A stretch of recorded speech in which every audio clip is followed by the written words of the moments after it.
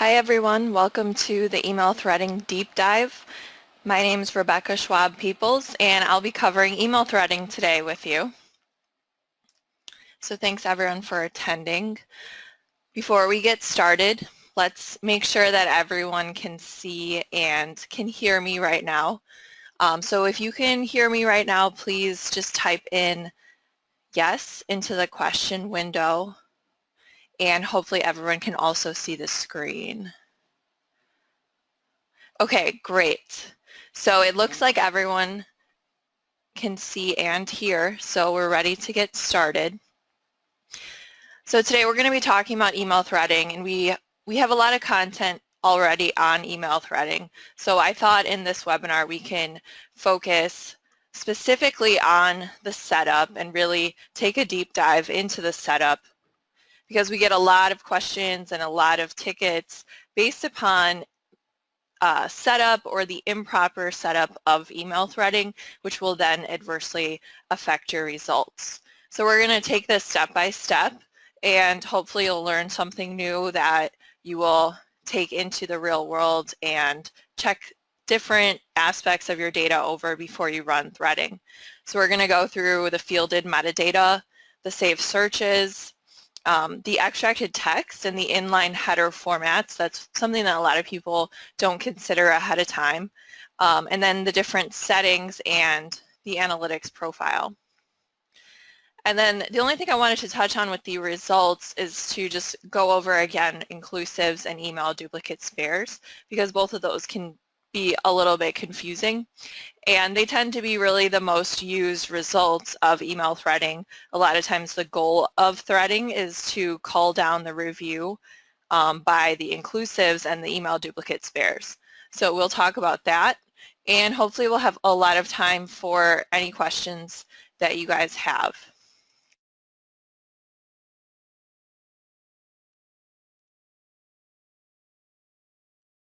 So let's get started with the setup. So we have these 4 steps here that we'll go through.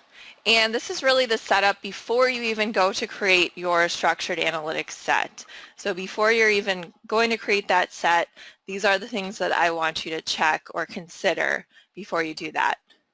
So the first one is to check over the fielded metadata.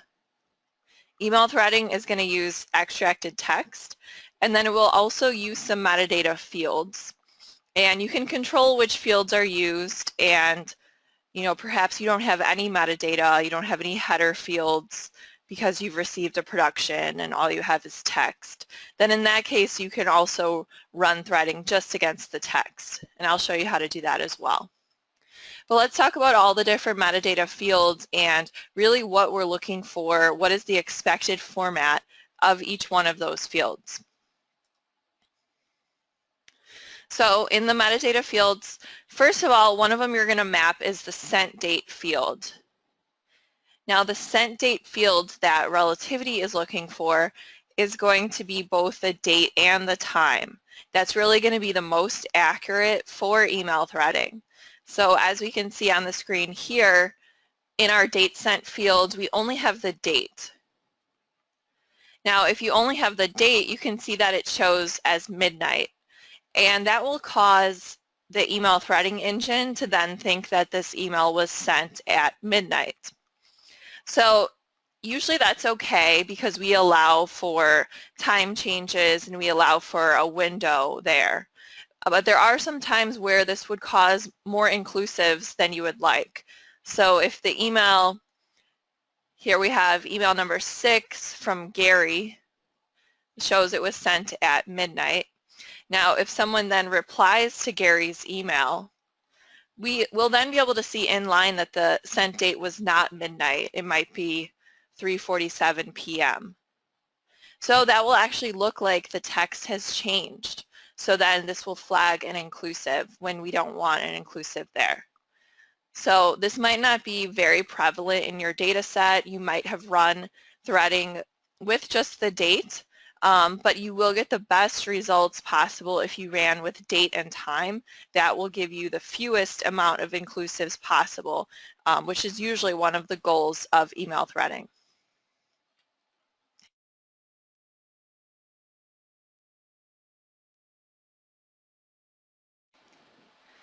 The next field is the attachment name field. So this is another field that you're going to set. And even if you only have your extracted text, so say you don't have recipients, you don't have the subject, that's totally fine, but you will still want to map in that attachment name field. You can instead use a file name field. That's totally fine. So what we're looking for here, to give you an example, the attachment name field only needs to be set on the attachments. So in this screenshot, we have a parent email from Mike Maggie, and it has an attachment that's a Word document. The Word document needs to have the file name field or the attachment name field here. What we're looking for is a file name as well as the extension. And this will go and update the email threading display field. It will show that icon, and it'll show the reviewer the name of the document. So that's the only way that this email threading display field is going to be populated for the attachments. So if you don't have this field, you can still run threading, and you'll just have a blank piece of paper for all of your attachments. So really it's still functional. You can still batch by thread and use all of your results, but the reviewers will not see the file icon and the file name in the email threading display field. So for the parent email, you can see here we have this parent email from Mike Maggie. This can have an attachment name or it can be empty. Either way, Relativity does not use it, so it really doesn't matter. The display field for the parent emails, that's going to be based upon your email from field and your subject field.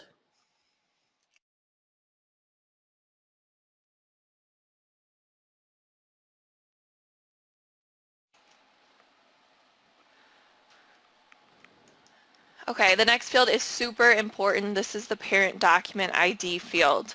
Very, very important. You should always make sure you have this and always make sure it's accurate.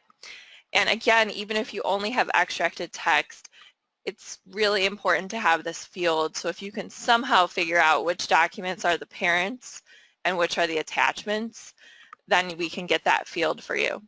So your parent document ID field, this is the only way that attachments are grouped together with their parent email. If the parent document ID field is not set for an attachment, Relativity has no idea where this should go. Which thread does this belong to? So we have to have that parent doc ID field, otherwise it just looks like a loose file. It needs to match with the document identifier of the parent. So in this screenshot here, we can see that the parent email is control number EN11. Therefore, the attachment, you can see the parent document ID exactly matches that EN11. So this will work properly. You want to make sure it's not set to a different value. For example, if it's set to the artifact ID, that won't work.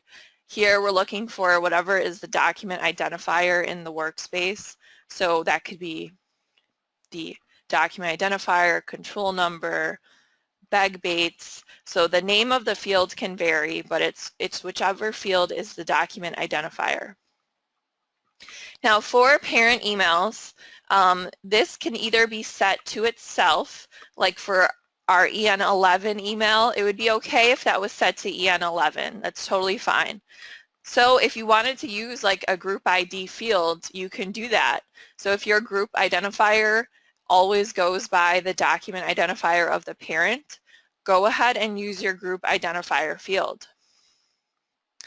But it cannot be set to a different value. So be careful with that. If your field has for the parents, maybe it has a bunch of zeros or it has a string of numbers, that is not going to be good because it will make this document look like it is an attachment. So for the parent emails, the field can be empty or it can be set to itself.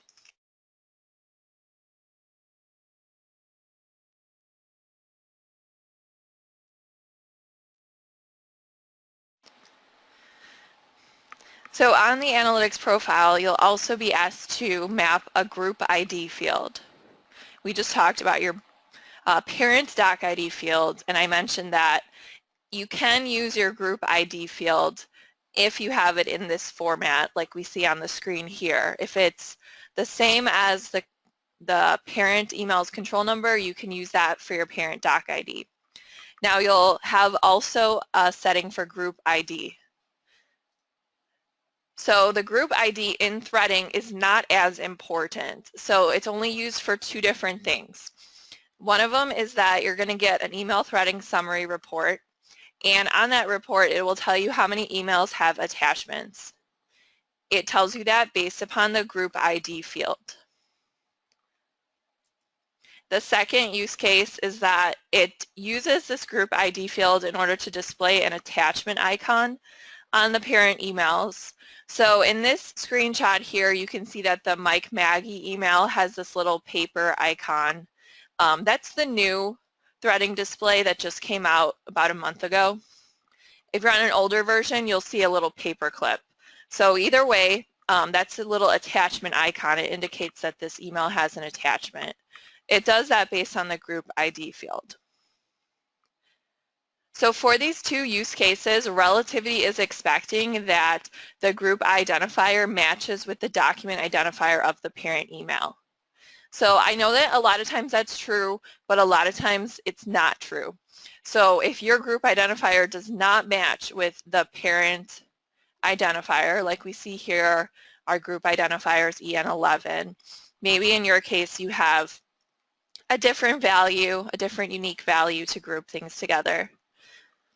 The problem with that you're going to run into is just with these two items that I mentioned. So if you set it to any other value, for number 1 here, you're going to see a 0. It'll say emails with attachment 0, which is not a super big deal. It's still going to, everything's going to thread okay as long as you have the parent doc ID. And then this attachment icon will not display. And again, you can still, group everything together. So this is going to be the only adverse effects to not having the proper group ID value.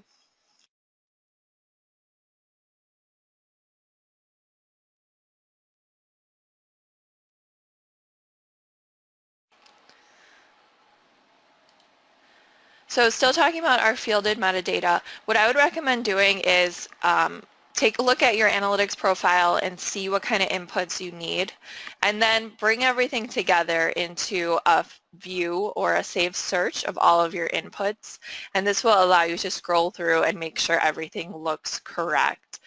So here's our screenshot here. We can see that our date sent field does not have the time. Email from, email to, those look good. CC and BCC look good. Parent document ID, like I mentioned, that can be empty for the parents, so it looks okay from what we're looking at. But then remember our group identifier field, this is not in the expected format, so we might run into those limitations. So just pull those into a view and make sure that everything looks correct before you run email threading, so that'll save you a lot of time. Now the last field I want to talk about is the conversation ID field. So conversation ID is going to be an option that you'll see on your analytics profile, and this is usually not recommended. The conversation ID is referring to the Microsoft Conversation ID. This is going, if you set this, it's going to be used as the first grouping mechanism for emails. Now the issue with the conversation ID field is that there's actually a couple different formats from Microsoft, and you can't really tell which format you have just by looking at it. And only a couple formats are actually supported by email threading. So we have seen this cause more harm than good by using the conversation ID field. So usually we would actually recommend running threading without the conversation ID field. And I think that you will see much better results rather than using this field. Now this field, just to go into more detail, is used to bring emails together. It is not used to break apart threads. So if this is present, if two emails, even if they look completely different, if they have common conversation families, they will be threaded together because the analytics engine is saying, oh, okay, you gave me this field, it must be true, I'm going to thread them together. So you can see how that in itself could be quite risky because it's not doing any other analysis. So if it has a match, no further analysis is done, so it says, oh, okay, these two emails should be together even though they look totally different. So what this means, what we actually see in the field, is that sometimes documents that have the same conversation family, they should not be grouped together, but they will be grouped together if you use this field. The field is a little bit hard to troubleshoot because it's just this hash field, so it's very hard to eyeball whether or not your data is correct. So some tips for troubleshooting this: one thing you can do is run a transform set, and what you can do, this will transfer the first 44 characters into a new field. So on that new field, that will basically just be the first 44 characters, and that's where we have the commonality. So that's basically our conversation family. From there, you can do a mass tally and try to find large groups, because if you find very large groups, it's likely that they actually shouldn't be in the same conversation. So if you have thousands of emails, which we have seen, that have the same conversation family, that would be a red flag. So you can find those large groups, you can run a search for them, and then you can see if those emails really should be together or not. So usually you will probably find that you don't like those results. So my advice would be to create a new profile and a new structured analytics set and then run threading without the conversation ID.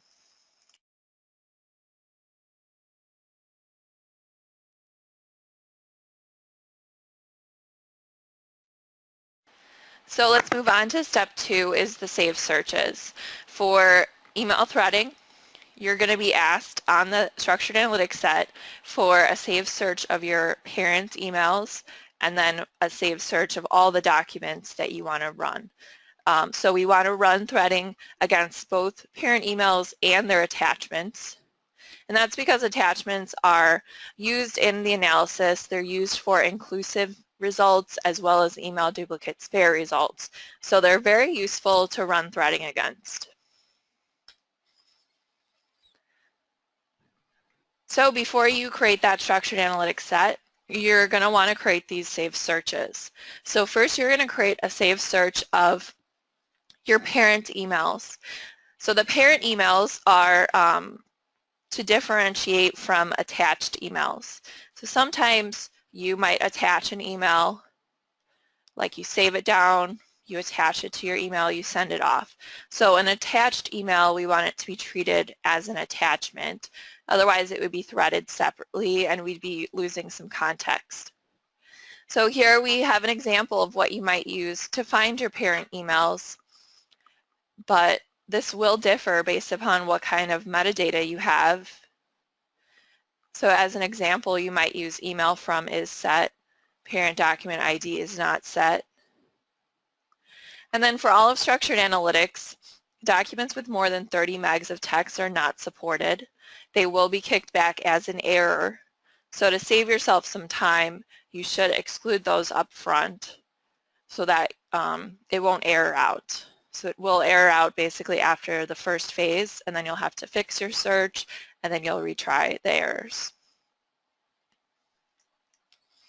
So next we need to also have a different saved search to include family. So here we have another saved search, and you can see at the bottom we have conditions where the saved search, we're referencing our parent emails search we just created. Again, we need to make sure we are excluding everything with more than 30 megs of text. And then we have our parent email search, so then let's include the family on that. So we include attachments there. So including family will pull in the family. Now this search is something that we see a lot, and this search is not right. Remember, we need to exclude everything with more than 30 megs of text. Well, this condition here at the top will actually include documents that don't meet the conditions below. So by doing it this way, you'd actually be still including attachments that are larger than 30 megs. And yes, they are out there. So this is actually not the search you want to do. So let's try again. So what we're actually going to do, here we're just going to create a search called parent emails and family. We're going to reference the parent emails search. We're going to include family. Okay, pretty simple, so save off that. But then you actually need a third search. So in your third search, you're going to reference your second search. So you're going to say document is in the parent emails and family, and then text size is less than 30 megs. So that will ensure that you've excluded everything over 30 megs.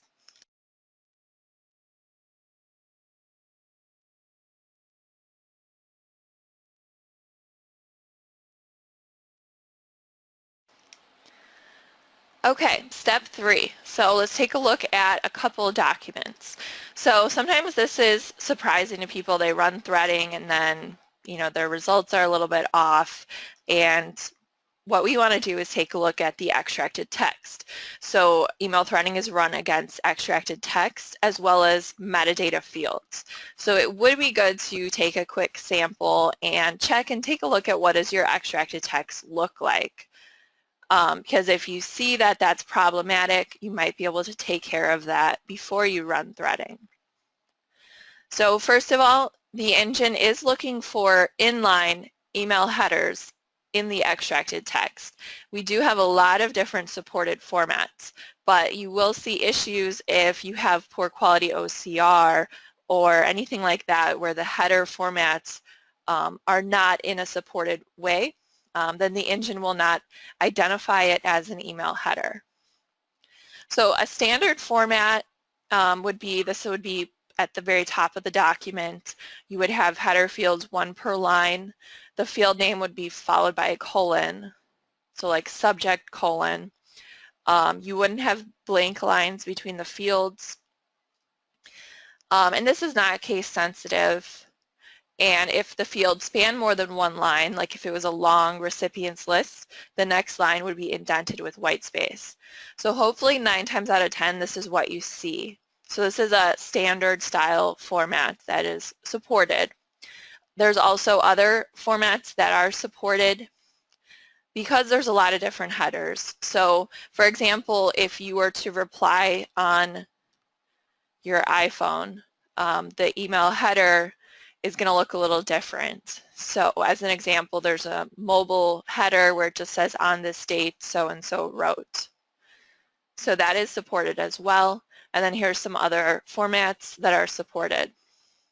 So we do have a large list, but you will want to just check on the help site, the documentation site, and see if what you have is a supported format.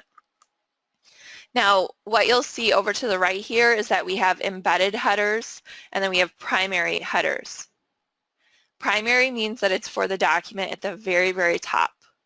Embedded means that it's for the emails that are below the most recent email. So it's embedded means that it's a header that's a little bit lower in the document, and it's referring to an email that was previously sent. Now, in addition to headers, one thing to take a look at is your extracted text and see how everything's formatted. So one issue that we run into a lot is confidentiality footers. So confidentiality footers they're totally fine if they occur right after the user's signature. So if I reply to an email and my company's confidentiality footer gets inserted right after my signature, then that will be fine. However, sometimes confidentiality footers are added to the very bottom of the thread. So that will actually look like a change of text. That will look like my root email, the very, very first email of the whole thread. It will look like that keeps changing. So you will get a lot of inclusives because of that. Now, another issue you might run into is Bates numbers or production numbers that are in the text. So if you had Bates numbers that are inside the extracted text, every page has a unique Bates stamp, that will again cause too many inclusives, because from one document to the next document it will have a different Bates stamp, so that will look like the email authors are changing text. It will look kind of like an inline reply, so that will cause extra inclusives. And it will also mean that you won't have as many email duplicate spares. So documents that should be email duplicate spares, if they have different Bates stamps, then they're no longer duplicates. So what we need to do for both of these scenarios is to use a regular expression filter in order to filter out this text. So we can do the regular expression filter for confidentiality footers as well as Bates stamps or any other just added text. If there's anything in there that's being added in this way that is making it look like the authors are changing text, but they're really not, you want to make sure that's filtered out. So what you're going to do is you're going to create a regular expression filter. So you can see here, you're just going to choose the type regular expression, and then you're going to put in your irregular expression. And then you would go and link that to your structured analytics set. Now this is the only way that you can link the regular expression to your structured analytics set, and you can only link one filter. So if you have multiple different patterns, you would need to write your regular expression with ORs inside of it so that you would have a pretty large regular expression. But just make sure it's all in one filter, and then you're going to link that filter here. So some examples are here for different types of regular expressions. So it does require understanding of how to write regular expressions, but if you do need help, feel free to email in to support or advice and we'll help you out.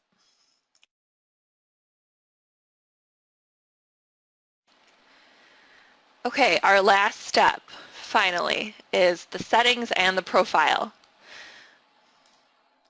So you're ready to create a structured analytics set. Here you're going to choose your saved searches. So we already created these, so we're ready to go. We're going to choose our parent emails search, and then we're going to choose that all docs for threading. So remember we had that second search as well. That second search is referenced by this all docs for threading. So we're going to choose these two searches. Now on the structured analytics set, you're also going to choose your analytics profile, and that's where you're going to map up all the fields that we talked about earlier. And then here's the setting whether or not you want to use email header fields. Now if you have email header fields like email from, email to, email subject, you should use them. But if you don't have those fields, it's totally fine, and you would just set this to no.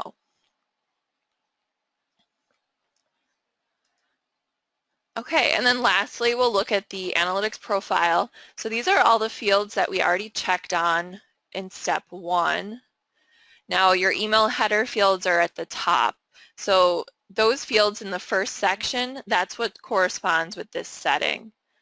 So if I don't have these fields, email from to CC, BCC, subject, date sent, then I just set this to no. Now either way, remember we need that parent document ID field at the bottom here. It's very important.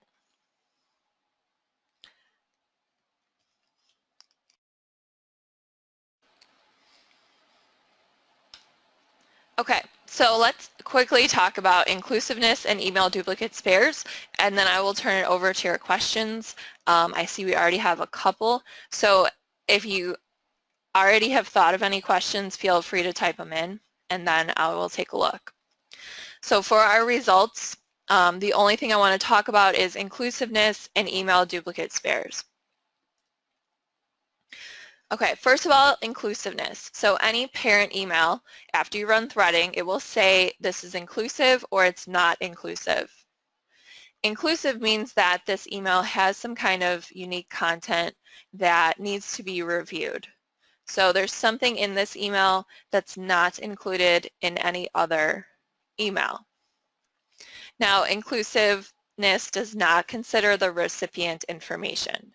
So we do not have a different type of inclusive flag or any type of inclusive flag to tell you when a recipient is added or dropped. Inclusiveness really is only looking at the text, the email body, the message, the text of the attachment, the subject. So it's really looking at content. It's not going to tell you whether a recipient has been added or removed. Now, non-inclusive is going to be, this is an email whose content, meaning the text and the attachments, are fully contained in another inclusive email. So depending on the type of case that you're working with, you might be able to only review inclusive emails. By only reviewing inclusive, it ensures that you have seen all the content of the email thread. There's a couple different types of inclusive emails. The one that always comes to your mind first is the last email in a thread. The last email in a thread or conversation is always inclusive because there's something that the person added to it, whether they said thanks or anything. The last email is always inclusive. There's a couple other reasons as well. One of them is attachments. Attachments oftentimes get dropped throughout the course of an email conversation. If you send someone an attachment, they reply. Most of the time the attachment is not included in their reply. For that reason, we have an inclusive flag for the email with the attachment, and it will say the inclusive reason is attachment. And then the last one here is any kind of change of text of a previous message. So if you were to write an inline reply, you've actually modified the text of your previous author. So in that case, we want the reviewer to look at the original unaltered email as well as the email which has the changed text. So this is the reason why confidentiality footers, which are essentially changing text, will cause inclusives, as well as bait stamps. Bait stamps are changing the text of a prior message, so that will cause an inclusive as well.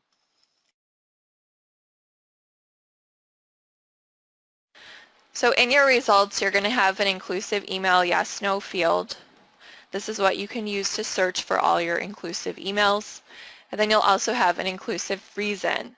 Message is very common. This means that, this is the last email of the thread, or there is something in here that has changed, like an inline reply, some kind of change of text of the message. You might also see attachment, which indicates the attachments have been dropped later.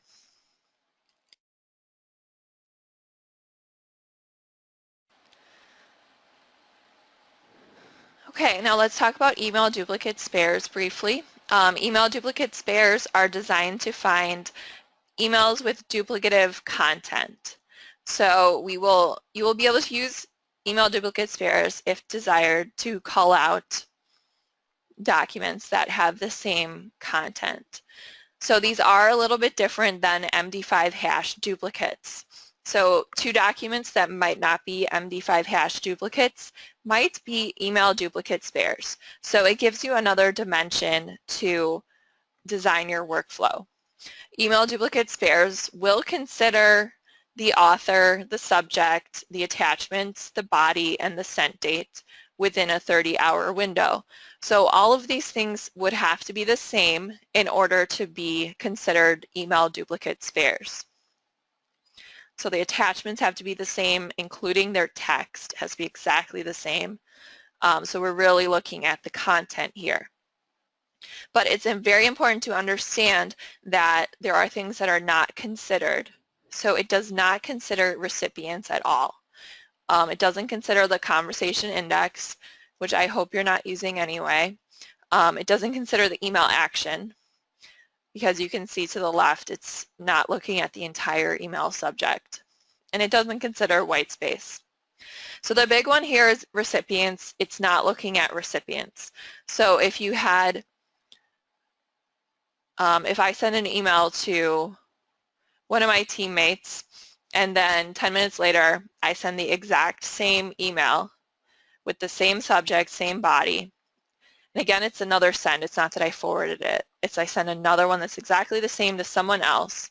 Those two emails will be identified as email duplicate spares because they're both from me. They have the same subject, the same body, but they're sent to two different people within 30 hours. Those are email duplicate spares. It's telling you that they have the same content, but it's not looking at the recipients. So in your results, what you'll see is another yes/no field for email duplicate spare. So basically you have one here, the one at the top. This is saying it's not a duplicate spare and all the other ones are. So that's like your master in this group. Then you'll also have a relational field. Now if you don't want to cull by duplicate spares because of the recipient consideration, you can still use this potentially as a QC mechanism to see if you have differences in coding among email duplicates, and maybe they'll be accurate depending on who it was sent to, but it's just another way that you'll get more information that you can use and design a workflow around. Okay, so with that I'm going to go ahead and take a look at your questions, so please type in any that come to mind. Okay, first one, is it okay if the file name field is set for parent emails? Yes, that is okay. So the attachment name field, you can definitely use a file name field, and if that's set for the parents, maybe it says something.msg, totally fine. Relativity does not look at it, so go ahead and use a file name field for your attachment name. For your parent document ID field, you can definitely use like bag_attach or group identifier. That's totally fine as long as it matches with the identifier of the parent email. Okay, so next question is if the group identifier does not match the doc ID, does it affect threading? So the only thing it will affect is the email threading summary report. There's going to be a line that says emails with attachments. So that'll be equal to 0 if the group ID is not in the expected format. And then the other thing is just that it won't have that little icon for the parent email, whether it's a little paper or a little paper clip. That will be missing because Relativity is using group ID and Relativity thinks that it should be set to the parent doc ID. So it's actually not a huge deal as long as you're aware that when you look at your summary report, it'll say 0, but it's totally fine. It threads everything based on parent doc ID. So as long as you have parent doc ID, you're totally good. Okay, next question. Do we run the transform set as a QC method? So the transform set is optional to troubleshoot the conversation ID field. You don't have to do this at all. I would recommend just running email threading without your conversation ID field, but if you have already run threading with the conversation ID field and if you're unhappy with your results, this is the first thing we would do. We would see if you're using conversation ID. We would probably ask you if you would be willing to run it without it, and we can use the transform set to see if we think the conversation ID field is incorrect. Okay, next question. What does the file size have to do with the parent email? So Structured Analytics just doesn't support anything with more than 30 megs of text. Hopefully there are no parent emails with more than 30 megs of text, but if there are, or just to be safe, we just add this here at the bottom. We've seen documents with more than 30 megs of text be attachments. It's fairly common, but not very common for parent emails, but it can't hurt anything to add this, so we use that here. Now, next question is how can we calculate the text size? So we have two different ways to do this depending on what version you're in. So you can use a script to set the extracted text size. So that's going to be in your script library. Let's see if we have it.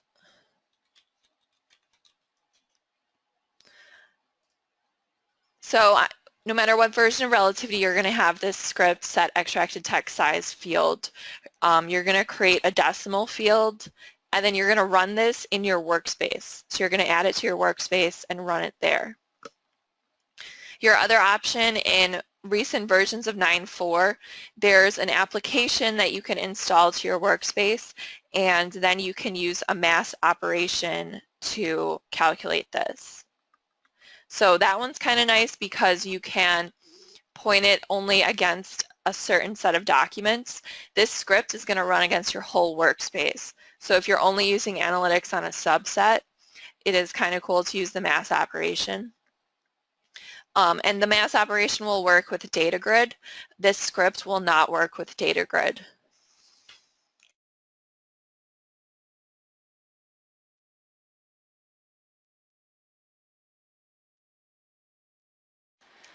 Okay, next question. What happens when there's an attachment that's greater than 30 megs, but the parent is not? So that does happen. So you have an attachment greater than 30. We cannot thread it, so you have to exclude it, but the parent is still threaded. So what you would want to do is use an app on the customer portal called Propagate Coding Post Import. So Propagate Coding Post Import will basically allow you to propagate any of the threading fields to the attachment. So that will allow you to propagate like the thread group, the threading ID, any field that you want there to the attachment. So that ensures that the thread is kept together. Otherwise, the attachment is not going to have any of those fields set. So if you're batching by thread or anything like that, you're going to want to use that script. So it's propagate coding post import.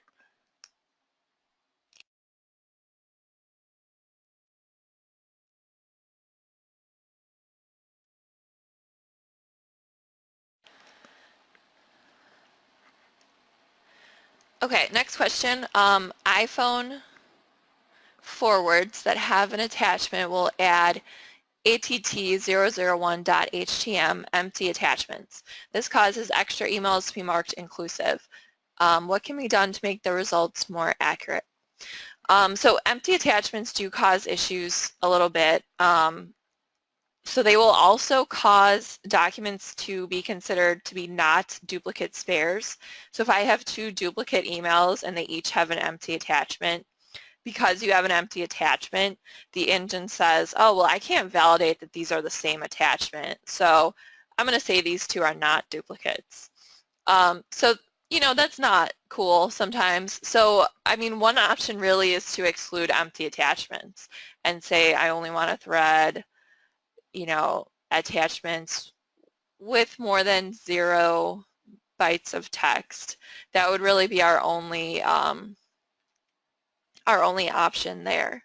We do have on our backlog a feature request to be able to use the native file hash, which would allow the engine to understand that empty attachments, even though they're occurring and they're empty, if we gave the hash to the analytics engine, it would allow it to thread it properly.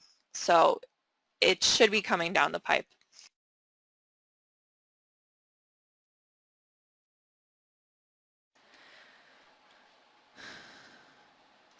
Okay, next question, will email threading normalize senders? So there's some examples here. So threading does normalize senders. So even if you have different formats, like here we have pretty standard formats, but if I had other formats there, like instead of Philip.Allen, it said Allen, Philip, or anything like that. It does normalize that. Relativity uses email aliases. So when it's threading all the documents, it pulls out all the metadata and analyzes it, and it's able to see that Philip.Allen at Enron is the same person as Alan, comma, Philip, or anything like that. So it does normalize that, and it knows that it's the same person.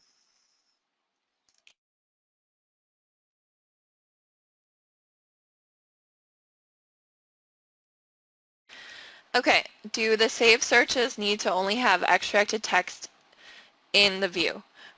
No, they don't. For structured analytics, it doesn't matter what fields are returned as columns. So what we're talking about is when you create a search, you choose what columns come back here. So when you search, you have these columns. For structured analytics, it totally doesn't matter. It will matter for analytics indexes or DT search indexes, but for structured, it's just basically looking at a list of documents.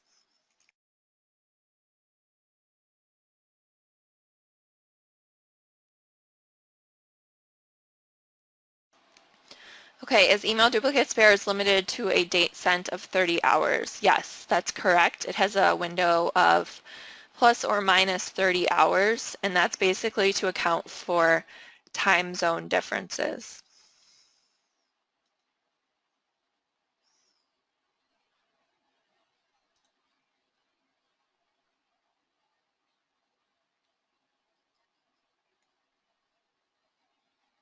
Okay, are there any benefits to using the conversation index field? If you have text with valid headers that are supported, or you have metadata that's valid, then there's really no benefit to using the conversation index field.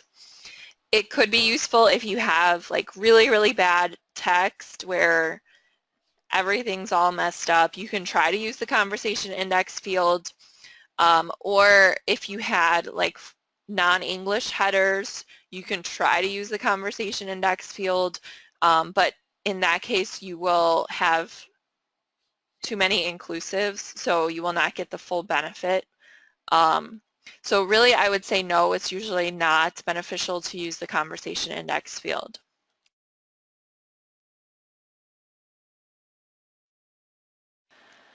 Okay, when using email threading with a regular expression filter, is there any indication of how the filter is affecting the results? So there is a recipe for this. Let's see if I could find it.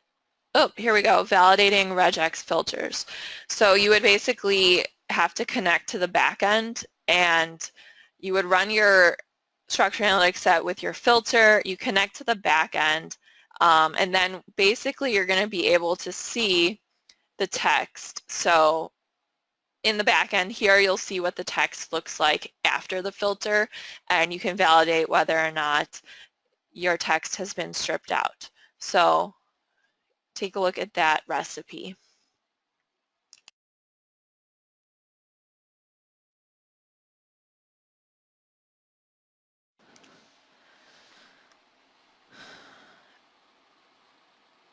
Okay, what are the required fields in order to run email threading? I would say minimally required would be extracted text and your parent document ID. Like you could run it without parent document ID, but I think you're losing a lot of value because you won't have attachments in there, so you can't know when you have inclusive reason of attachment or anything like that. So at the bare minimum, you would want the extracted text and the parent document ID. The other fields are nice to have, right? But they're not required.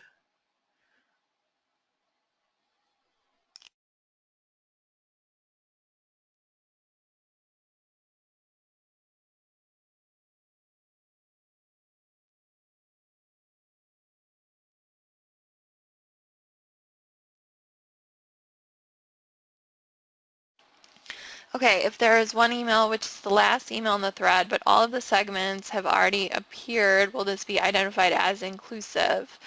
If it is the last email in the thread, it will be inclusive, because even though if everything else occurs elsewhere in other inclusive emails, that last email has some something unique to it. Even if someone forwarded it and they didn't put anything in their email body, they're still adding another segment. So if I just forward it with I didn't say anything, but I forwarded it, that will definitely still be inclusive because I'm adding some information here. There's another email segment, even though it's empty, but there is another email segment at the very, very top of the document.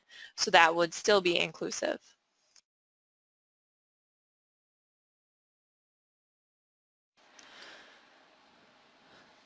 Okay, how does email threading treat Arabic headers if they're combined with English documents? Email threading does not identify any headers other than English language.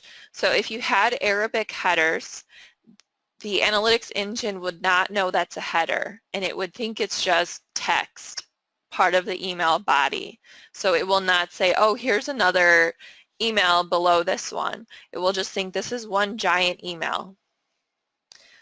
So basically, it does not support any email headers other than English. So you will not see the value of email threading if you run it against documents that have headers in non-English languages because it will not segment the emails because it won't know that this is an email header.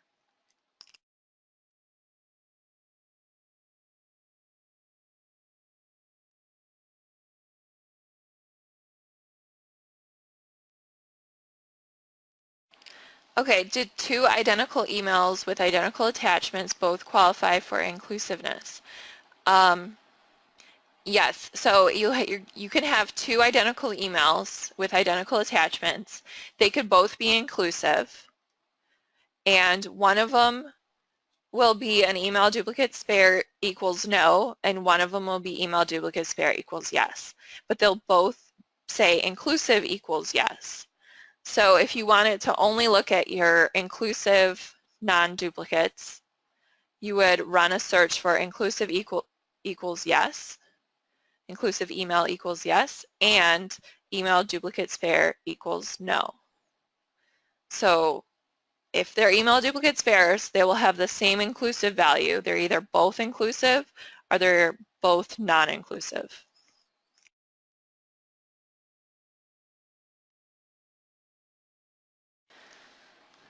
Okay, does email threading consider OCR text? No, it does not. Structured analytics only runs against extracted text, which is the system field in relativity that's called extracted text. It cannot run against any other text field. This is on our backlog.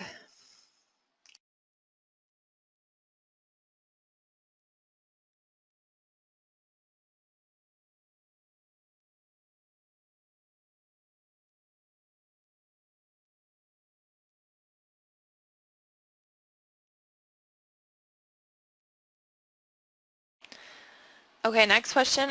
What about when the email is from an internal Exchange server and it's not listed as an email address? That does still work. So we were talking about the email from field. If it does just say like email author is Andrew Saja, that's fine. That will still work. So that comes across pretty commonly, and it can still alias this. So like here we have one. It's not an email address. It will work. That will work fine. So you shouldn't worry too much about the format of the different email addresses because there's a lot of different formats, and the engine does alias them together.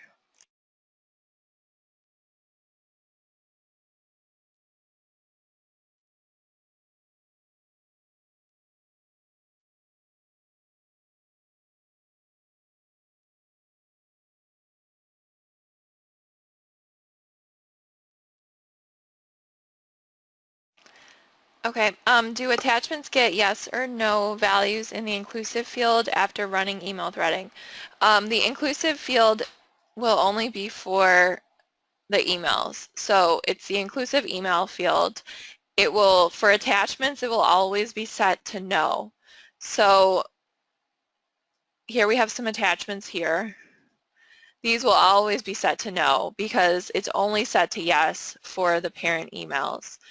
So what you would want to do is include family so that you can see those attachments.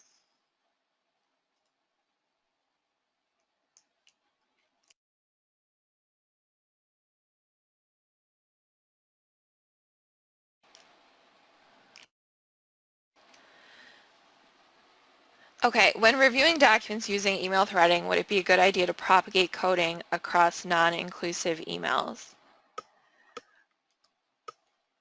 Personally, I think this is a little risky, but you might want to talk with the advice team about your specific situation. But the issue that I would see with it is that for a given thread, you might have more than one inclusive email. So like here on the screen we have, email 6 is inclusive, but email 5 is also inclusive. All of this is going to be in one thread group. So if you have a couple different inclusives in one given email thread, it's all inside of one thread group, which is your relational field. So we don't have like a batch group, or sorry, branch group. So if your thread branches off and you have, now you have, multiple conversations going on, I think it would be a little risky to propagate to your entire thread group based upon looking at the inclusive, because you might have multiple inclusives inside of that email thread. But I would say you should talk to the advice team and see if there's any type of workarounds. But usually it's a little risky to propagate that way.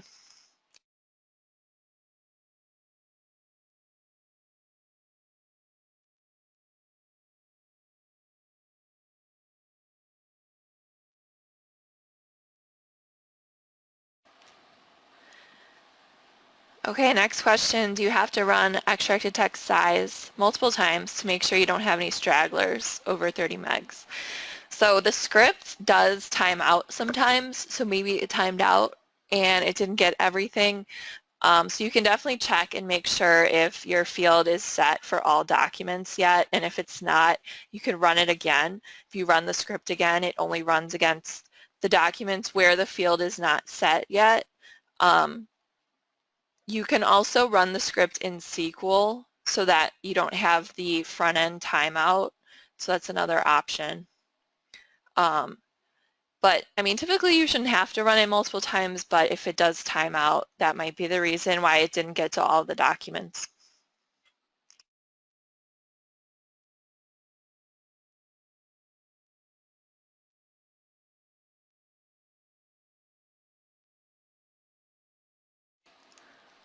Okay, will foreign language email headers in embedded text be supported in the future? We are currently working on that. I don't have a specific date when it will be available, but we are definitely working on adding support for other languages other than English.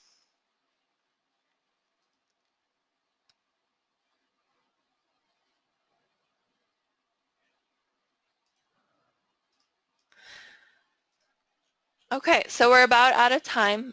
There's a couple questions remaining, so I will just ping you guys directly on those. Thanks a lot for attending. I hope you guys learned something new about email threading, and have a great rest of your day.